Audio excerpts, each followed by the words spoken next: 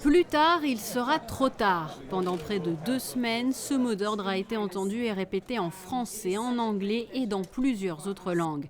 Car le niveau d'urgence n'a jamais été caché aux pays présents, notamment par le président de la COP21, Laurent Fabius. Certains États du Pacifique doivent faire face à l'une des conséquences du réchauffement climatique, qui, après avoir provoqué la fonte de la banquise, entraîne une hausse du niveau des mers et des océans. Après plusieurs heures de préparation, de négociation et de rédaction, l'accord final a été adopté par plus de 190 pays, dont bien sûr la principauté de Monaco, sous un tonnerre d'applaudissements. C'est unique, c'était extraordinaire, c'était un moment dont on se souviendra, c'est certain. De voir tous ces 195 délégations vraiment se lever et applaudir d'un seul mouvement l'approbation de l'accord, c'était un moment très émouvant, effectivement.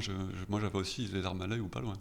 Et quelques minutes après l'annonce de cette issue positive au Bourget, le prince Albert II a adressé d'ailleurs un message de félicitations au président François Hollande, soulignant l'efficacité du chef d'État et celle de Laurent Fabius. Je cite : « Ainsi ensemble serons-nous progressivement en mesure de relever cet immense défi que constitue le changement climatique. » Une vingtaine d'articles composent l'accord final juridiquement contraignant afin de répondre au mieux aux objectifs fixés le 30 novembre dernier. Globalement, il dit qu'à partir de 2020, les États devront appliquer ce qu'ils sont engagés à faire, et surtout, il a un volet différenciation et financement qui fait que les États devront participer financièrement à l'amélioration de la réduction de l'augmentation de température sur la planète entière. En principauté, la politique environnementale initiée par le souverain a permis à l'État monégasque de présenter depuis plusieurs années un objectif de réduction d'émissions de gaz à effet de serre de 50% à l'horizon 2030,